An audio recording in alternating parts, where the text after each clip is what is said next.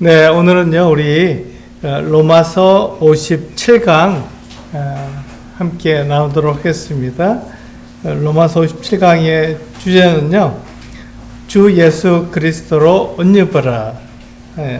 주 예수 그리스도로 옷 입어라라는 제목으로 함께 나누겠습니다. 본문은 로마서 13장 11절에서 14절입니다.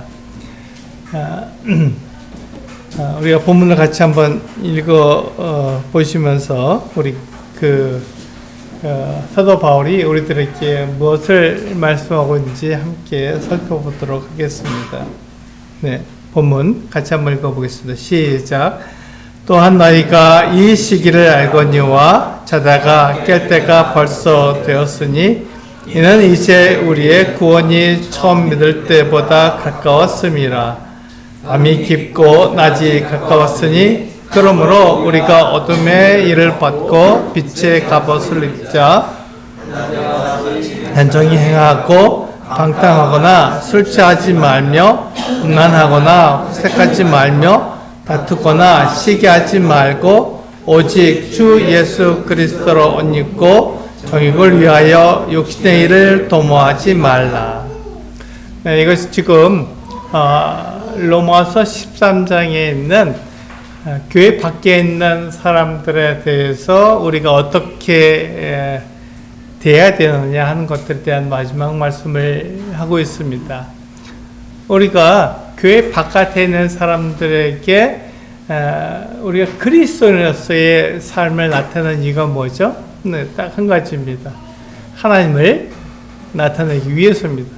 하나님의 영광을 사람들에게 보여주기 위해서 하나님이 계시구나, 하나님께서 말씀하시는 분이구나, 하나님께서 심판하시는 분이구나 하는 것을 알 수 있도록, 그래서 그 사람들에게 그와 같은 하나님에 대해서 그 사람들이 교회 바깥에 있는 하나님을 믿지 않는 사람들이 알 수 있도록 그들에게 전해주는 겁니다. 그런데 우리가 말로는 잘 전할 수 있겠지만 우리의 삶으로, 우리의 행동으로 그것을 보여줘야 합니다. 사람들은요, 말로 하는 것에 대해서는 이쪽 귀로 듣고 이쪽 귀로 흘려버립니다. 그런데 삶으로, 그 눈으로 보는 것에 대해서는 그것을 받아들이죠. 네, 마찬가지입니다. 우리가 주님에 대해서 교회 바깥에 있는 사람들에게 나타내는 것은 하나님이 계시다는 것입니다. 하나님이 계시고 말씀하시고 심판하시는 분이라는 것을 우리가 그들에게 알려줘야 되는 것이죠. 그래서 우리가 본문 11절을 보시게 되면 자다가 깰 때가 벌써 되었다는 말이 나오는데, 이 말은 이제 곧 아침이 다가오니까 이제 일어날 때가 되었다는 말입니다. 우리가 이제 저에게 잠을 자잖아요. 잠을 자고 이제 해가 뜨기 전에 우리는 눈을 뜨고 일어납니다. 그렇게 하는 이유가 뭐죠? 잠자는 것은 그 밤에 자고 이제 아침이 되기 때문에 낮에와 같이 단정하게 우리가 옷을 입고 행동할 수 있도록 하기 위해서 아침에 일어나는 것입니다. 마찬가지로 지금 바울은 우리들에게 그런 얘기를 하는 거거든요. 이제 곧 아침이 된다. 이 아침이 된다는 말은 주님께서 곧 다시 오실 것이다 라는 말입니다. 예수님께서 다시 오시게 되면 우리의 믿음이 그대로 다 이루어지잖아요. 우리가 이 세상 가운데서 가지고 있는 믿음이 우리가 예수 그리스도께서 다시 오실 때 것이 그대로 이루어집니다. 내가 예수 그리스도로 말미암아서 내 죄가 다 용서되었다는 것을 어떻게 믿을 수 있죠? 지금은 그것이 잘 느껴지지가 않습니다. 하나님이 계시하는 것을 우리가 어떻게 할 수 있죠? 그것이 잘 보이지가 않는 거예요. 그런데 예수 그리스도께서 다시 오시게 되면은 그때는 우리가 가지고 있는 이 믿음으로만 하나님을 우리가 살펴볼 수 있었는데, 하나님을 우리가 알 수가 있었는데, 그 믿음이 예수 그리스도께 다시 오실 때 그대로 이루어지기 때문에 내 믿음이 그대로 이루어지는구나, 감사한다라고 고백할 수 있는 것이죠. 그래서 예수 그리스도께서 다시 오실 때가 이제 곧 되었으니 지금 이제 우리가 일어날 때다. 세상 잠잘 때가 아니다. 어둠의 일을 우리가 계속할 때가 아니다라고 말하고 있는 것입니다. 이제 일어나라, 깨어라. 그리고 하나님을 우리가 섬겨한다. 이렇게 말하고 있는 것이죠. 우리가 이렇게 주님께서 다시 오시는 이 같은 소망을 가지고 있지 않으면 우리가 그 어둠의 일을 계속 할 겁니다. 왜? 우리가 어둠에 속했으니까 잠을 자기도 하고 어둠에 속한 일들을 할 수 있습니다. 그렇지만 이제 곧 우리의 소망대로 예수 그리스도께 다시 오시게 된다는 것을 바라보면 이제 우리는 일어나야 합니다. 자다가 깰 때가 된 것이죠. 그래서 우리가 자다가 깨면 어떻습니까? 우리가 옷을 단정히 입고 그리고 그날 하루 동안 일할 것에 대해서 우리가 계획하면서 우리 그렇게 그 하루를 시작할 수 있는 것 같은 마음을 가지게 됩니다. 그것처럼 이제 우리는 일어나야 되는 것이죠. 세상 잠잘 때가 아니라는 것입니다. 쉬고 누워있을 때가 아니라는 것이죠.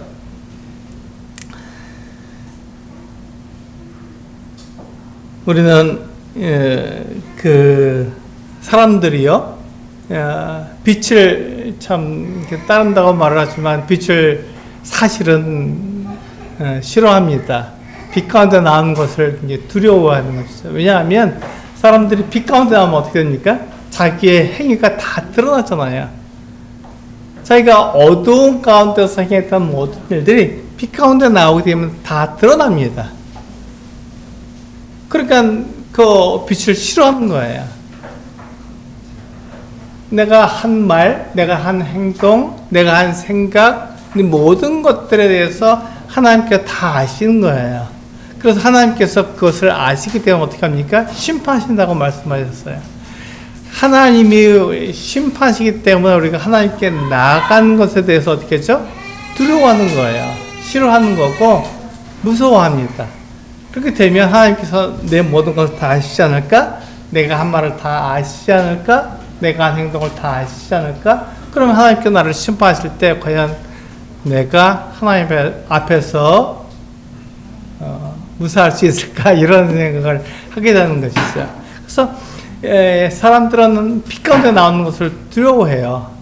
그렇지만 그 바울은 우리들에게 빛이 곧 비추이니까 어둠에서 일어나라 이런 얘기를 하는 것이죠. 그래서 그 주님께 다시 오시는 것을 우리가 맞이할 수 있도록 준비해라 이렇게 말하고 있는 것입니다. 우리 에베소 5장 8절과 9절 말씀을 읽어보면 이렇게 말씀하고 있습니다. 같이 한번 읽어볼까요? 시작. 너희가 전에는 어둠이더니 이제는 주 안에서 빛이라. 빛의 자녀들처럼 행하라.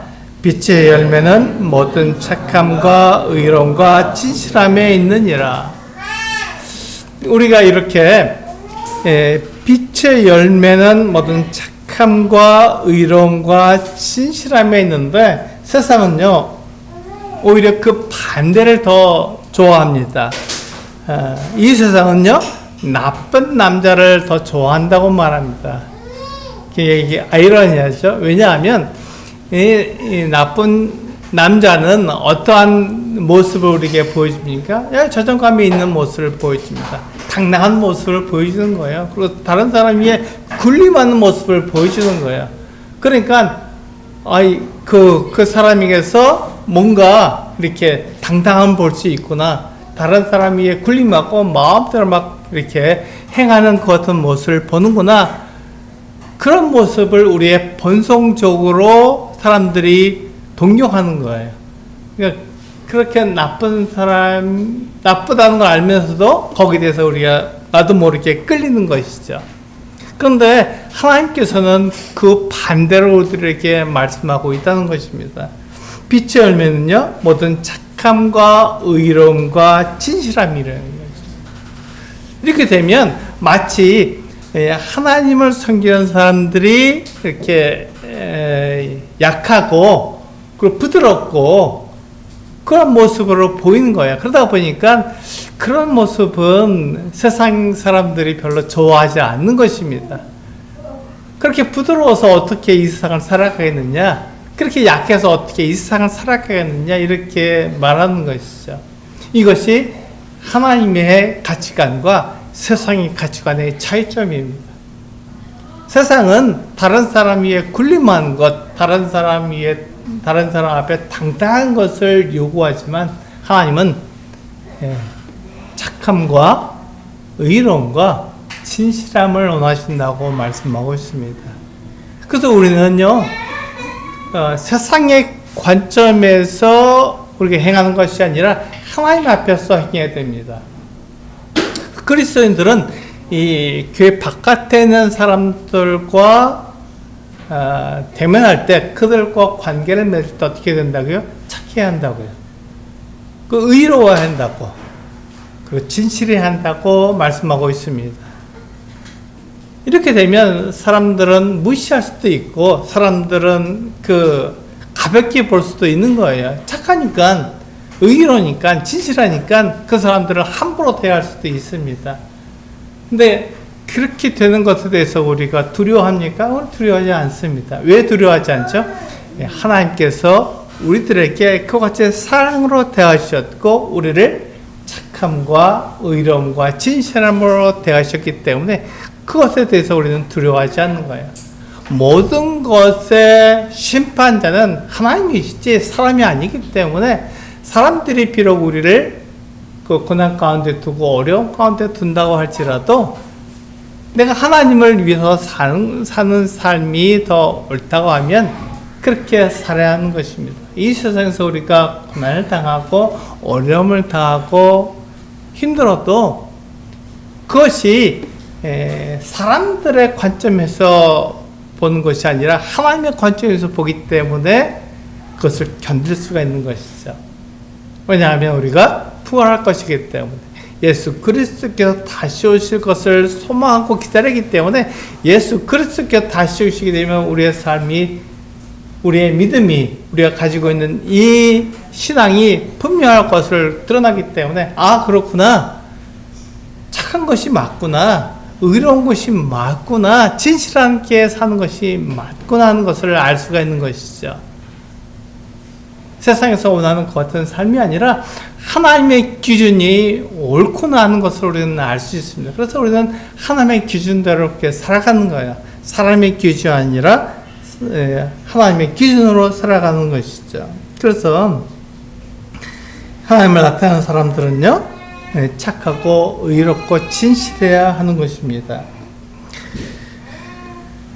우리가 본성을 따라 사는 것을요, 어둠의 일이라고 말합니다. 본성을 따라, 왜냐하면 이게 본성을 따라 사는 것은요, 그 육체의 만족을 줍니다. 하나님께서 사람 지으실 때 무엇으로 지으셨죠? 흙으로 지으셨습니다.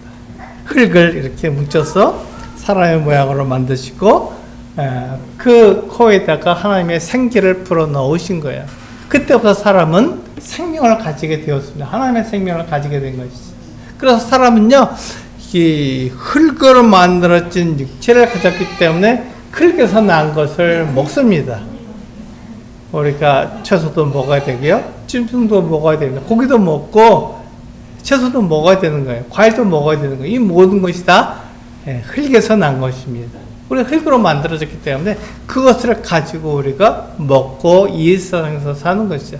그런데 그것은 한계가 있어요. 제한이 있습니다. 영원하지 못합니다. 흙에서 난 것은 하나님께서 우리 코에다 주신 그 생명이 우리 육체를 떠나게 되면 어떻게 됩니까? 사람은 죽습니다. 제한이 있는 거예요. 한계가 있는 것이죠. 그것이 우리의 육체입니다. 이 흙으로 만들어진 육체인 거예요. 그 흙으로 만들어진 육체이기 때문에 우리는 하나님을 섬겨야 하는 것이죠. 하나님께서 우리들에게 빛의 열매는 착함과 의로움과 진실함이라고 말씀하셨어요. 그러니까 우리는 그렇게 살아야 하는 것입니다. 우리는 그 하나님의 말씀에 따라서 그렇게 살아야 하는 것이죠. 우리 히브리서 9장 27절을 보면은 우리가 잘 아는 말씀이 나와 있습니다. 같이 한번 읽어보실까요? 히브리서 9장 27절 시작. 한번 죽는 것은 사람에게 정해진 것이요 그 후에는 심판이 있으리니 라고 말씀하고 있습니다. 이것은 하나님의 약속이에요. 하나님께서 이렇게 사람들을 다루시겠다. 장래에 하나님께서 이와 같이 하시겠다고 약속해 주신 거예요. 한 번 죽는 것까지는 사람들이 다 합니다. 태어나서 성장하고 죽는 것까지는 사람들이 다 보는 거예요. 우리 눈으로 보기 때문에 아, 사람은 태어나는구나. 우리 아이들이 이렇게 태어나잖아요. 그리고 그 아이들이 자라는 것을 다 보게 됩니다.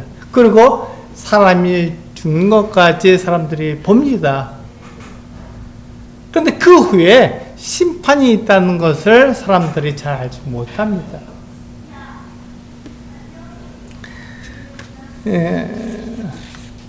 그 후에 심판이 있다는 것을 우리는 어떻게 알 수 있습니까? 하나님께서 그렇게 말씀해 주셨기 때문에 알 수 있는 것입니다.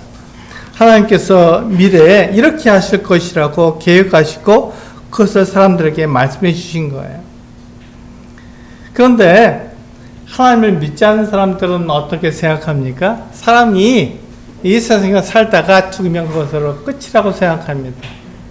그 사람의 영혼도 소멸된다고 말하는 거예요. 우리 육체가 다 썩어져서 없어지는 것처럼 우리 영혼도 다 소멸된다, 이렇게 죽으면 다 없어진다 이렇게 말하는 것이죠. 왜 그렇게 합니까? 그렇게 해야 하나님을 인정하지 않을 수 있기 때문에 그렇습니다.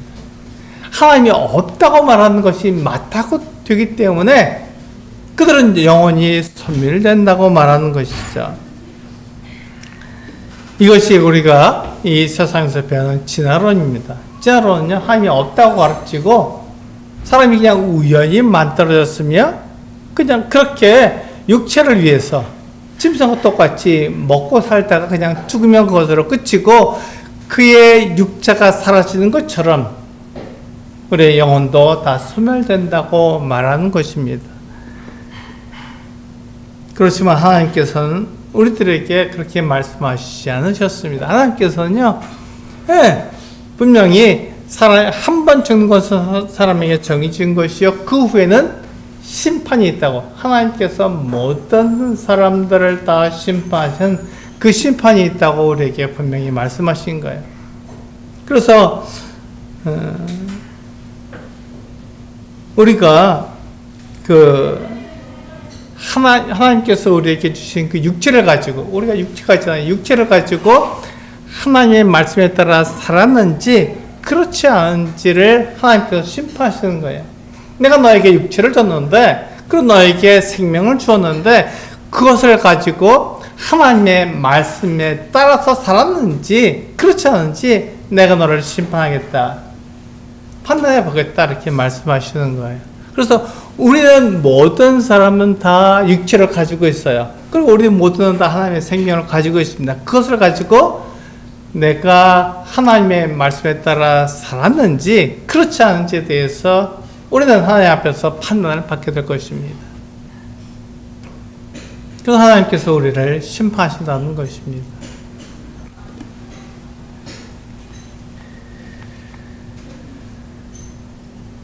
이렇게 우리가 이 세상에 따라서 진화론을, 그 이론을 우리가 따라 사는 것은 육체가 원하는 거예요.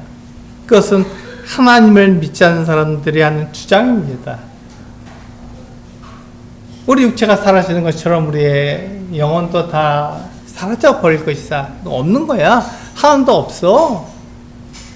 죽은 뒤에 무슨 세계가 있다고 말을 해? 사후세계는 없는 거야. 이렇게 말을 하죠. 그래서 마치 그것이 사실인 것처럼 우리가 느껴집니다. 그래서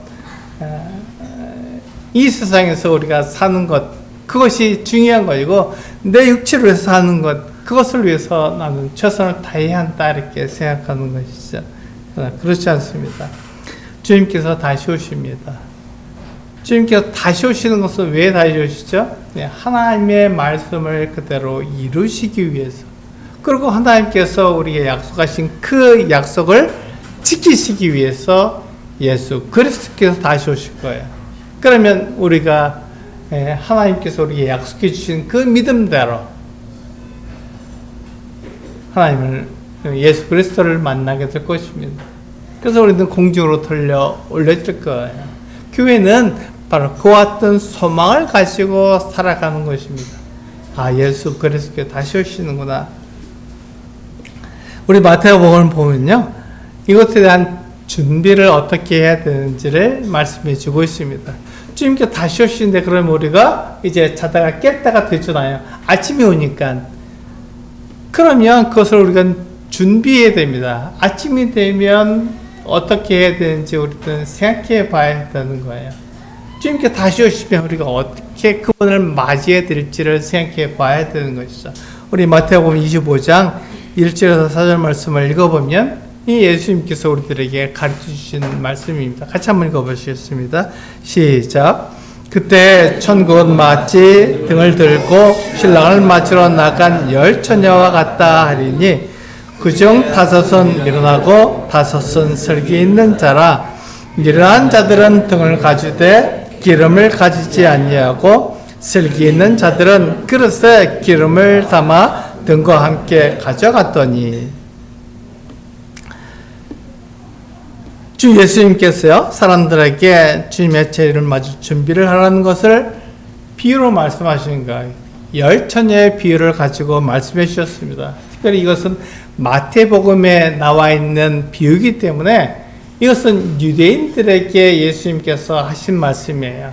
유대인들의 역사에 대해서 말씀하신 겁니다. 그러니까 주님께서 이 땅에 오실 것, 이 땅에 재림하실 것에 대해서 이야기하시는 거예요. 교회에 대해서는 말씀하신 게 아닙니다. 그래서 우리가 10처녀의 비유를 우리가 읽어볼 때 이것은 예수님께서 유대인들에게 예수님께서 재림하실 때 일어날 일들에 대해서 말씀하시는 것이다. 그런데 비유의 원칙은요, 비유를 해석하는 원칙은 그 핵심 내용이 있는 것이 주변 모든 상황을 다 맞춰보는 것이 아니라는 것입니다.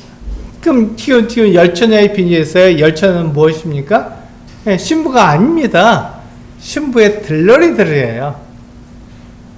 10처녀를 신부라고 하면 한 신랑에 10명의 처녀가 있다는, 신부가 있다는 건 말도 안 되죠. 네, 하나님은 일부 1절을 말씀하고 있어요. 그래서 지금 10명은 신부가 아니라 신부의 친구들입니다. 신부에게로 신랑을 인도해 드릴 그 같은 들러리들이에요. 그런데 이 10처녀를 우리가 보고 있을 때 10처녀는 신랑을 기다리는 사람이잖아요.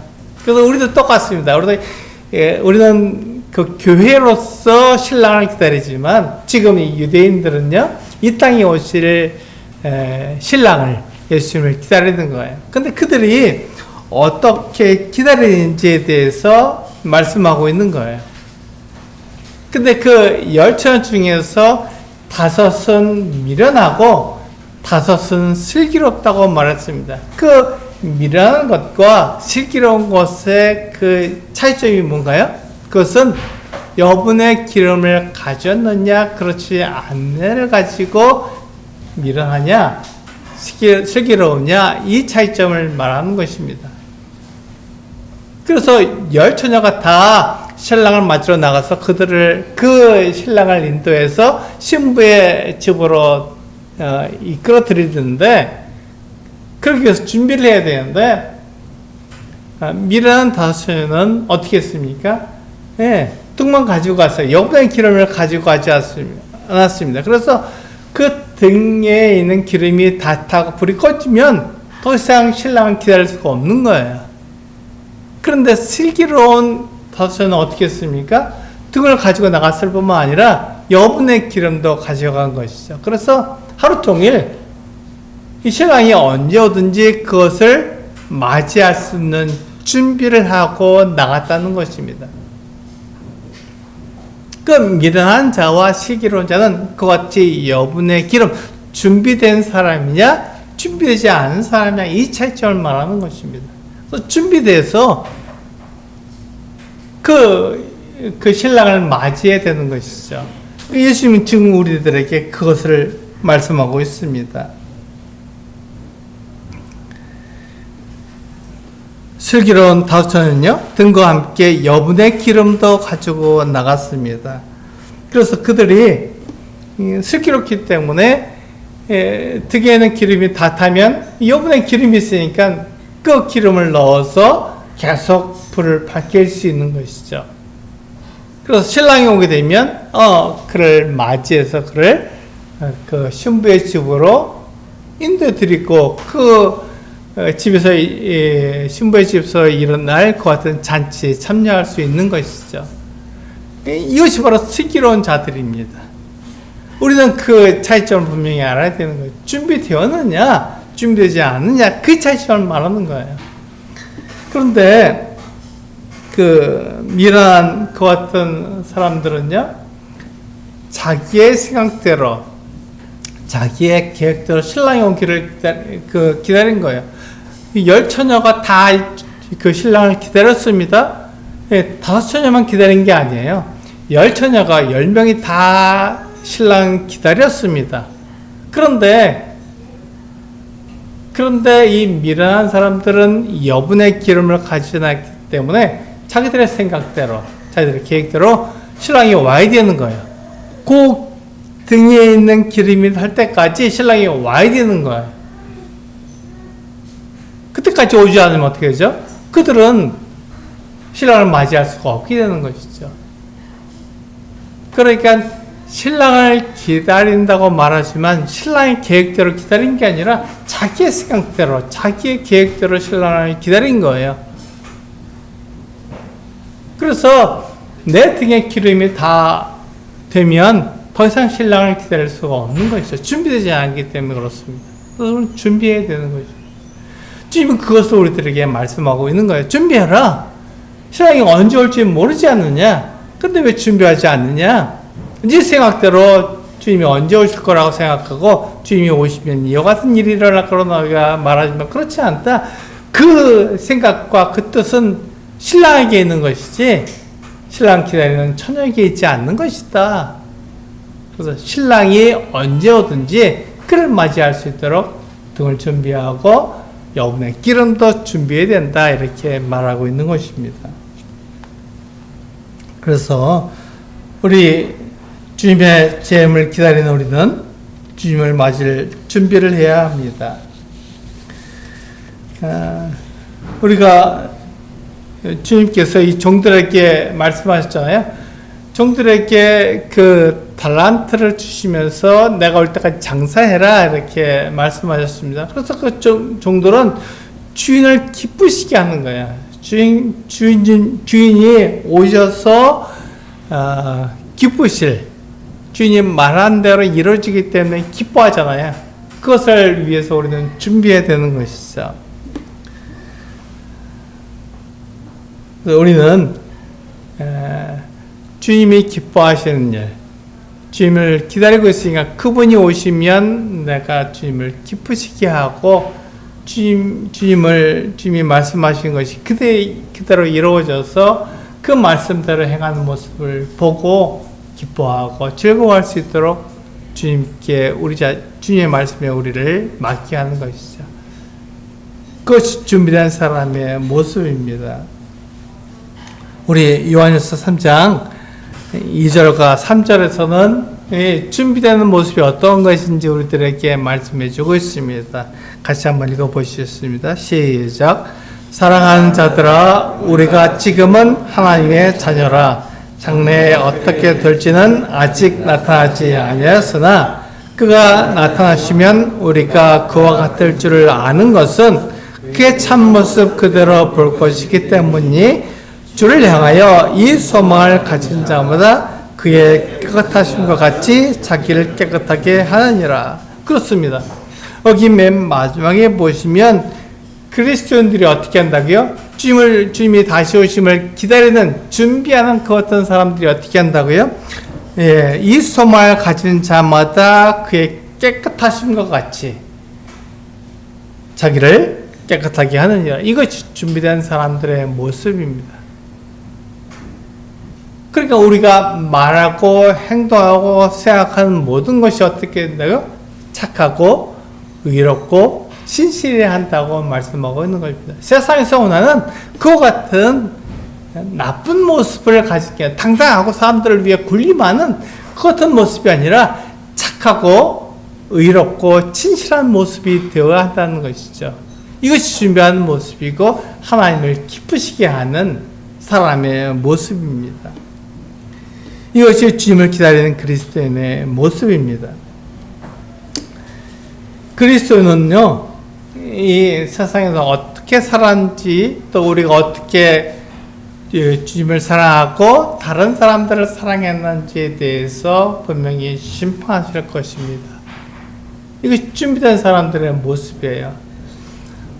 우리가 교회 안에서 성도들을 사랑하는 것뿐만 아니라 교회 바깥에 있는 사람들을 사랑하는 것에 대해서 주님은 심판하실 것입니다.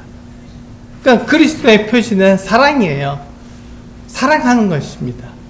이게 교회 안에 있는 그리스도인을 사랑할 뿐만 아니라 교회 바깥에 있는 사람들에 대해서 사랑해야 되는 것이죠. 그런데 어느 날부터 우리가 교회 안에 있는 성도들을 사랑하고 교회 바깥에 있는 사람들에 대해서는 미워하고 싫어하는 모습이 우리에게 보여지는 거예요.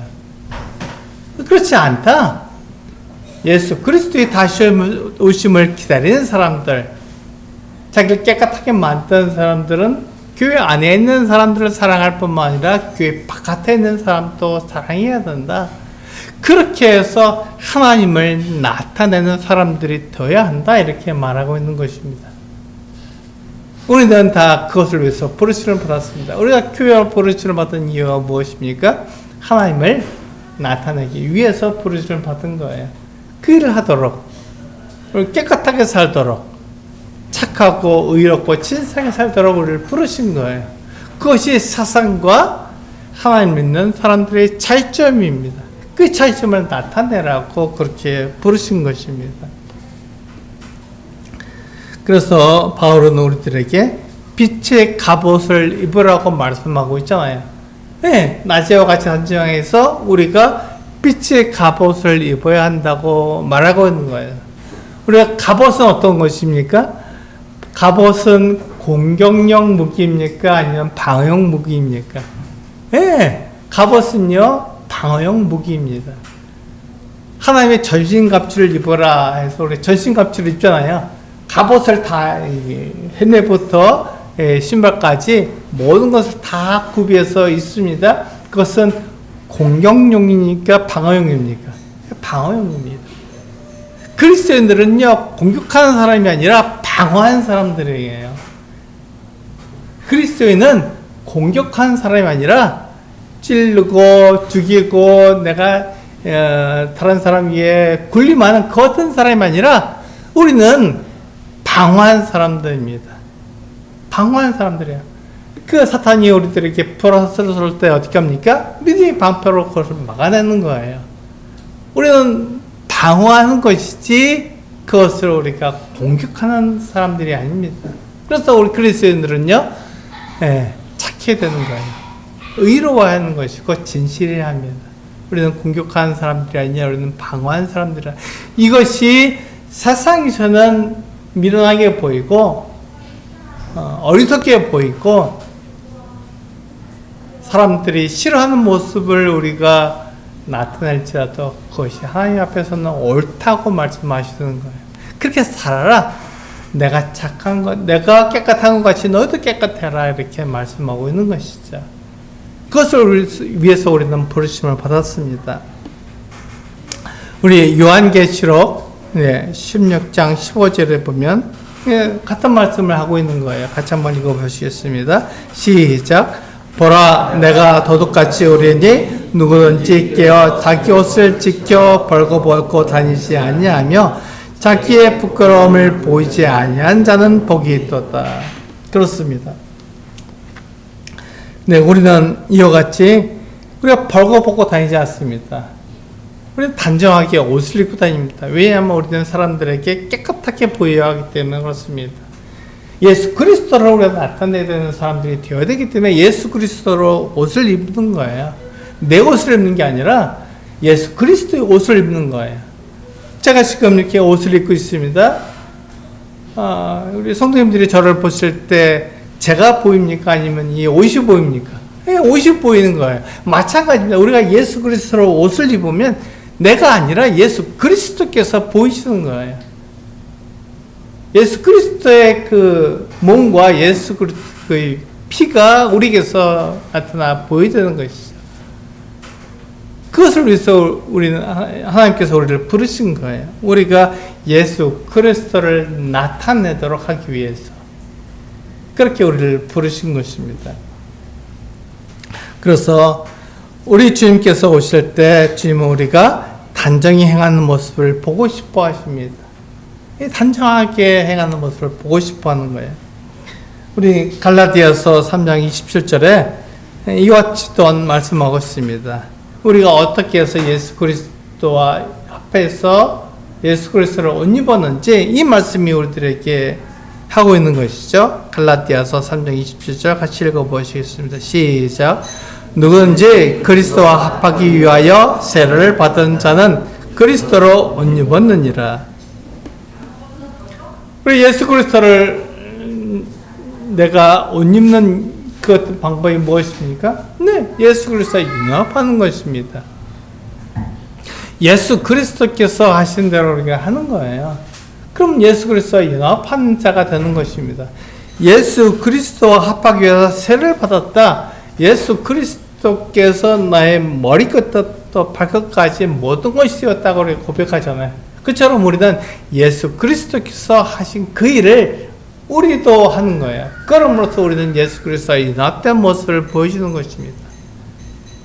내가 예수 그리스도의 몸이다. 우리 교회는 그리스도의 몸이잖아요.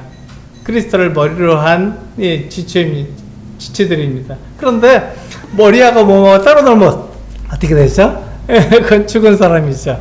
머리하고 몸하고 따로 놀 수가 없습니다. 머리가 시키는 일을 몸이 그대로 하는 거예요. 그것이 몸으로서의 모습입니다. 그렇다면 예수 그리스도께서 우리에게 시키는 그 일을 우리가 하는 거예요.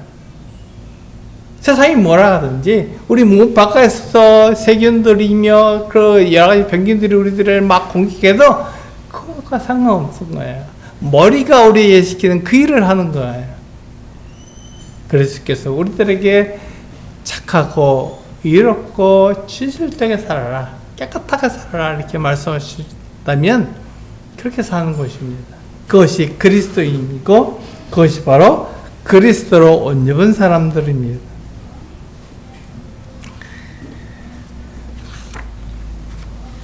우리가 예수 그리스도를 주라고 고백했습니까?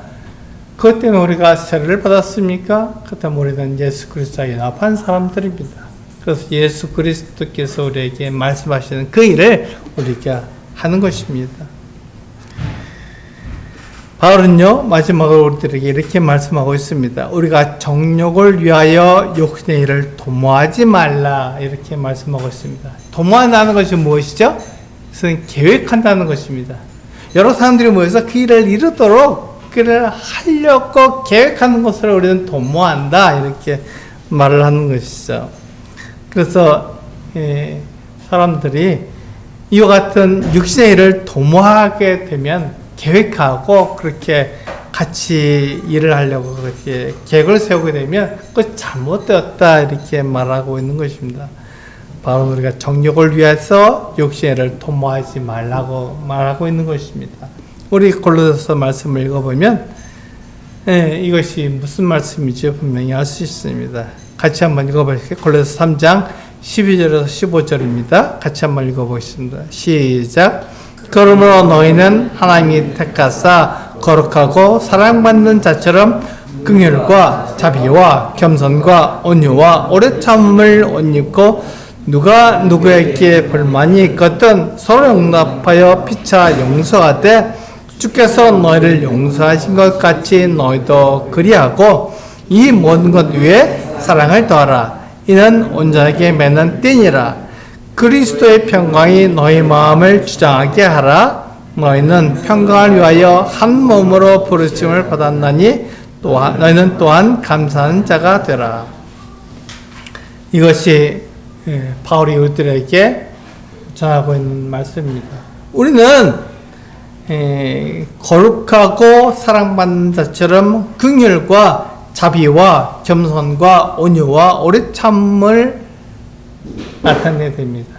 그것을 옷 입는 거예요. 그것을 사람들에게 보여주는 것입니다. 그리스도인들은 바로 이와 같이 산다라는 걸 보여주는 거예요. 세상은 이와 같은 사람들에 대해서 좋아하지 않습니다. 무시하고 함부로 대하고, 그리고 그들에 대해서 약하다고 말을 하면서 사랑하는 사람이 뭐 이렇게 강하냐 이렇게 말을 할 수 있습니다. 그러나 하나님은 우리에게 말씀하십니다.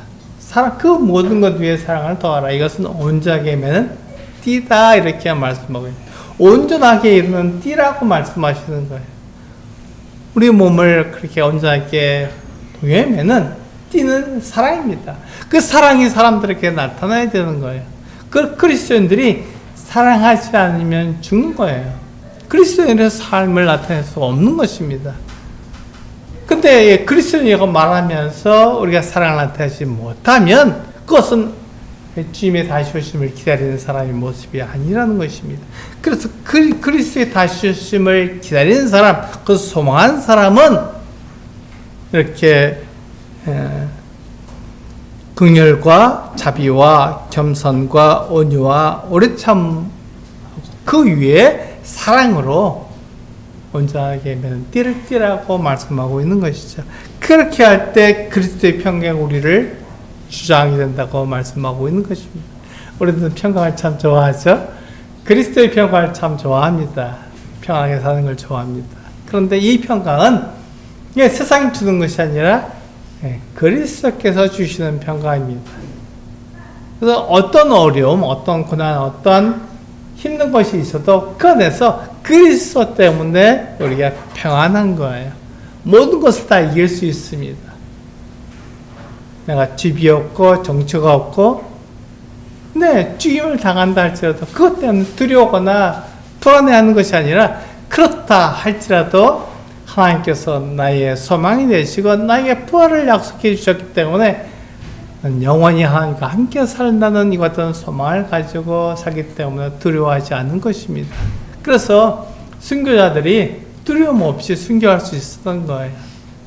카타콤에 그렇게 지하 도시에 내려가면서도 거기서 찬양을 부를 수 있었던 그 이유는 바로 하나님께서 나의 부활이 되시기 때문에, 나의 영원한 생명이 되시기 때문에, 그것 때문에 그 고난, 고통을 우리가 두려워하지 않고 하나님을 찬양하게 된다는 것입니다.